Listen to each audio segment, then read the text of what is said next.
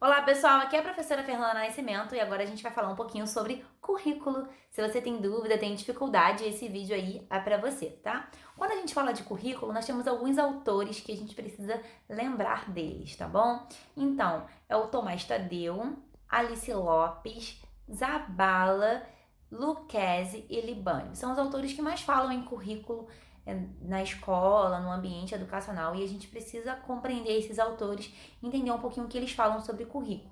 Mas todos esses autores, eles acabam falando a mesma coisa, só que com palavras diferentes, tá bom? Então eu trouxe aqui um conceito de currículo que o Tomás Tadeu ele dá. O currículo é lugar, espaço, território. O currículo é relação de poder, o currículo é trajetória, viagem, percurso, o currículo é autobiografia, nossa vida, currículo vitae.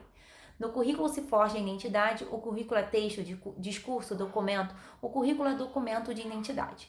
Então, pessoal, o currículo, ele é a identidade daquela escola, ele é a identidade daquele aluno. Então, quando a gente vai procurar um emprego, o que a gente faz? A gente faz um currículo e distribui nas empresas. A empresa, através daquele currículo, ela vai saber qual é o meu perfil, qual é a minha identidade, se a minha identidade se encaixa naquela empresa, tá bom?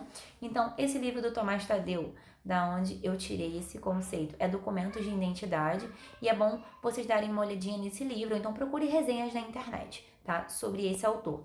Outros autores que falam de currículo sempre vão se espelhar no Tomás Tadeu, tá bom? O currículo em si, ele tem algumas divisões. Então, eu trouxe as teorias do currículo, tradicional, crítica e pós-crítica. Algumas provas perguntam quais são as teorias do currículo. Manifestações do currículo, formal, real e oculto. E abordagens do currículo, multidisciplinar, pluridisciplinar, interdisciplinar e transdisciplinar. Essas abordagens do currículo, procurem o autor chamado Zabala, Anthony Zabala. Ele vai estar explicando sobre cada uma dessas abordagens do currículo. Lembrando que pluridisciplinar a gente já não se fala mais, já não se usa mais. Tá? A gente usa mais multi, inter e trans. As manifestações do currículo, nós temos o Libânio, no livro dele, A Didática, ele vai falar sobre o currículo formal, real e oculto. E as teorias do currículo, nós temos o Tadeu, que ele vai acabar falando sobre as teorias do currículo, tá bom?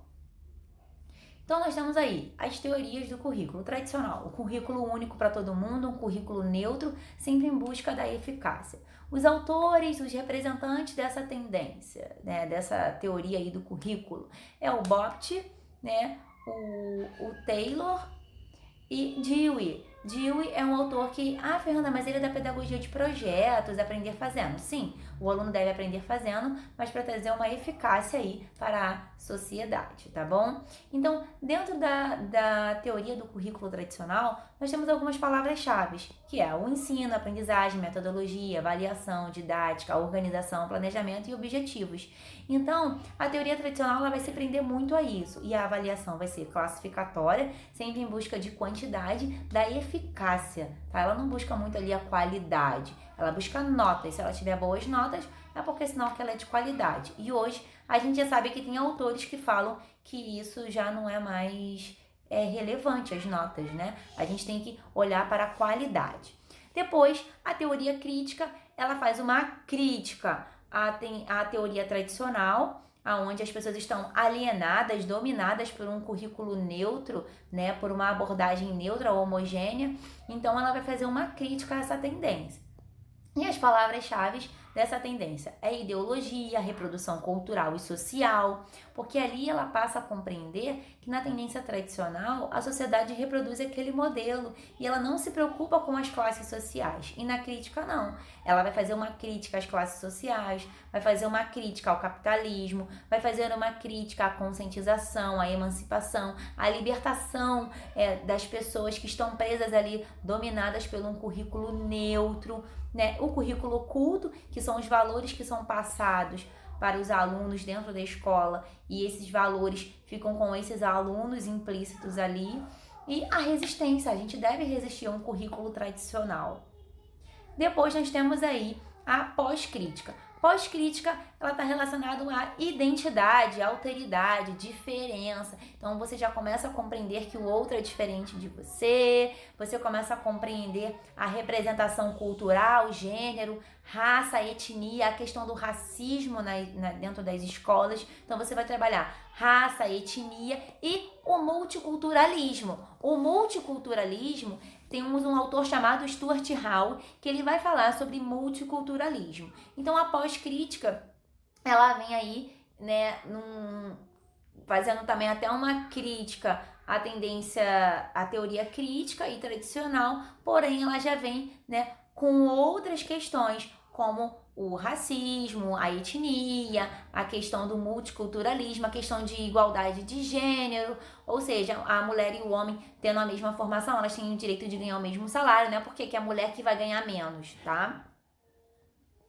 Manifestações do currículo. O currículo formal é o currículo pré-escrito, é aquele documento que chega às escolas. A Base Nacional Comum Curricular, ela é um currículo pré-escrito, porque ela chega às escolas e os sistemas de ensino devem seguir o que está escrito ali. O currículo real é aquilo que acontece em sala de aula, tá bom? Então, às vezes, o que está na base nem sempre vai acontecer em sala de aula. Então, por isso que nós temos o currículo real. É aquilo que verdadeiramente será passado para os alunos e estará acontecendo em sala de aula. O currículo oculto é o que está implícito, diz respeito a todas as manifestações que acontecem no ambiente escolar e que não aparecem no planejamento, contribuindo de forma implícita para o currículo oculto, abrange todas as influências ordinárias da experiência que afetam a aprendizagem. Então, por exemplo, se eu converso com os meus alunos sobre a importância de preservarem as plantas e trago vários documentários, várias reportagens falando sobre as plantas, e aí os meus alunos, a partir daquela aula, eles passam a entender que é importante preservarem as plantas. Eles passam a entender que é preciso regar as plantas todos os dias de manhã, que a gente não deve sair por aí cortando árvores. Então, querendo ou não, um conhecimento ele foi passado ali, ele está implícito naquele meu aluno. E aquele meu aluno ele começa a mudar as suas atitudes. Então, o currículo oculto ele está relacionado a valores e atitudes e habilidades que esses alunos estarão adquirindo e que estarão ali implícito neles, tá bom? Aí agora nós vamos para as abordagens do currículo. As abordagens multidisciplinar, eu coloquei aqui essas caixinhas, então são várias disciplinas, cada disciplina no seu momento, cada professor dando a sua aula e não tem relação nenhuma uma com a outra. O professor de matemática ele vai dar a sua aula, o de português vai dar a sua aula, o de história vai dar a sua aula, cada um vai dar a sua aula na sua sala. É o que acontece hoje nas turmas de sexto até o ensino médio. Cada professor vai para a sua sala, dá a sua aula, mas eles não têm nenhuma relação entre si, eles não conversam sobre as disciplinas entre si, sobre algum tema, nada. Cada um vai dar a sua aula e pronto, sem relação, sem diálogo. A interdisciplinaridade é quando duas ou mais disciplinas se relacionam entre si, se dialogam, conversam entre si, estabelecem uma relação. E, segundo o Piaget, a gente precisa trabalhar com a interdisciplinaridade para um dia a gente chegar a ser trans, tá? E como é essa interdisciplinaridade? Aí eu trouxe aí o exemplo da caixa. As professoras estão analisando aí essa caixa. Um professor vai poder trabalhar como essa caixa foi feita através das árvores. Alguma árvore precisou ser demolida para essa caixa ser feita. O professor de matemática vai poder trabalhar o cubo. A professora de arte vai poder trabalhar a planificação disso e dali as crianças construírem outras coisas. E assim, cada professor vai trabalhar essa caixa na sua disciplina, mas o assunto será o mesmo. Será o quê? Uma caixa. Eles vão estar o quê? Se relacionando, eles vão conversar entre si. Ah, na minha disciplina eu vou trabalhar essa caixa dessa forma, a outra cada um vai trabalhar de uma outra forma. Um tema que eu trago muito comum também é a água. Por exemplo, em ciências o professor vai poder trabalhar sobre as principais nascentes, sobre a importância da água para a natureza e para os animais. Em geografia, os principais rios de água doce que banham as regiões, os bairros e aí conhecer as cidades. Em história, falar da história de cada rio, de cada bairro que passa aquele rio.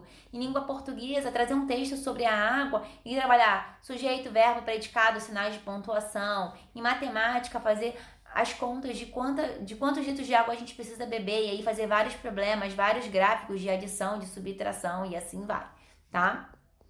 A transdisciplinaridade, pessoal, é o grau máximo das relações entre as disciplinas. Ou seja, isso acontece muito na educação infantil. Quando eu conto uma história lá para os meus alunos, é Chapeuzinho Vermelho. Eu vou trabalhar a cor da Chapeuzinho Vermelho, do capuz que ela usa, que é vermelho. Eu vou trabalhar o trajeto que a Chapeuzinho Vermelho fez, da casa da mãe dela até a casa da vovó, geografia, quais foram os bairros que ela passou. Eu vou trabalhar em ciências dos animais que ela encontrou na floresta. Ela encontrou o lobo mau, ele tem 4 patas, ele é vertebrado, invertebrado, ele tem 2... Aí eu posso também trabalhar matemática, né? Quantos olhos ele tem? 2. Quantas bocas ele tem? 1. E a boca era grande ou era pequena? Era grande, porque ele ia comer a vovozinha, Chapeuzinho Vermelho. E ali eu entro em matemática. E eu posso trabalhar também história daquele bairro, o nome, qual é o nome dela? Chapeuzinho Vermelho mesmo? Mas ela, antes dela ser chamada de Chapeuzinho, ela tinha um outro nome, identidade, isso está relacionado à história. Então, dentro dessa história, eu posso trabalhar todos os conteúdos de uma só vez, todas as disciplinas, todos os componentes curriculares de uma só vez, sem eu precisar ficar falando assim, hoje é só matemática. Pessoal, amanhã é aula de língua portuguesa, então amanhã eu ensino vocês a escreverem Chapeuzinho Vermelho. Não, eu vou trabalhar tudo junto, então isso vai ser transdisciplinar. Na educação infantil e do 1º ao 5º ano, fica mais fácil a gente trabalhar transdisciplinar. Agora, do 6º ao 9º já fica mais complicado, né? Eu costumo dizer que é meio uma utopia, né? Porque cada componente curricular tem a sua especificidade que a gente não vai saber exemplificar e nem explicar do 6º ao 9º ao ensino médio. Mas se todos os professores trabalharem junto, a gente consegue fazer uma inter e um dia chegar a ser transdisciplinar, tá bom? Olá, pessoal! Aqui é a professora Fernanda Nascimento e essa é minha ajudante... Sofia! Oi, pessoal! Então, espero que vocês tenham gostado do vídeo. Estamos na quarentena, estou tentando gravar alguns vídeos para vocês, mas como muitos sabem, também sou mãe, professora, né? E nessa quarentena tá sendo um pouquinho difícil. Mas consegui gravar esse vídeo aí e espero que vocês gostem, tá? E qualquer coisa vocês entrem em contato aí com o link que eu vou deixar na descrição. Tchau! Espero que tenham gostado. Dá tchau, Sofia. Tchau! Você adora Zai! Tchau, pessoal! Fica